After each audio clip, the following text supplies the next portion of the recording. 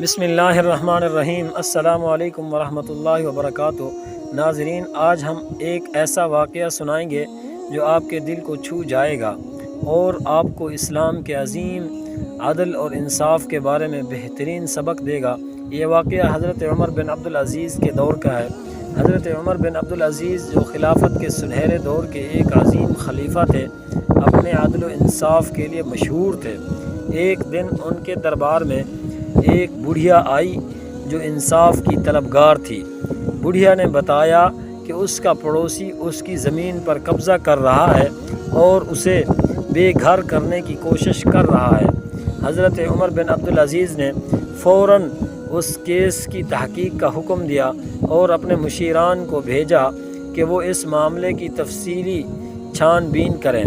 مشیران نے واپس آ کر بتایا کہ بڑھیا کا دعویٰ بالکل درست اور سچ ہے اور اس کا پڑوسی واقعی اس کی زمین پر قبضہ کرنا چاہتا ہے، بلکہ کر رہا ہے۔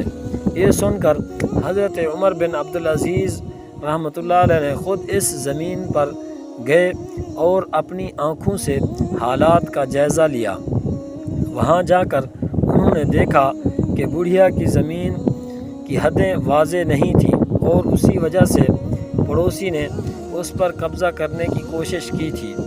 حضرت عمر بن عبدالعزیز نے اپنے ساتھ موجود سپاہیوں سے کہا کہ وہ فوراً ایک خندق کھودیں جو بڑھیا کی زمین کی حد کو واضح کرے۔ پھر انہوں نے حکم دیا کہ اس خندق کے چاروں طرف کچے مکان بنائے جائیں تاکہ اس بڑھیا کو کوئی بھی دوبارہ تنگ نہ کر سکے۔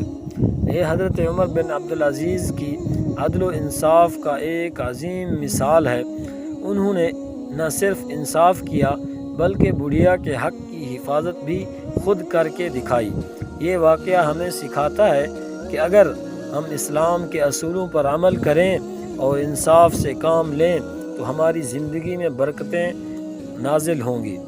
مجھے امید ہے کہ یہ واقعہ آپ کی ویڈیو میں اچھا لگے گا، اور جس بھائی کو ویڈیو کو اچھی لگی ہے چینل کو سبسکرائب، لائک، شیئر ضرور کریں تاکہ ہماری حوصلہ افزائی بھی ہو سکے اور آپ کو آنے والی ویڈیو کا نوٹیفیکیشن بھی مل سکے۔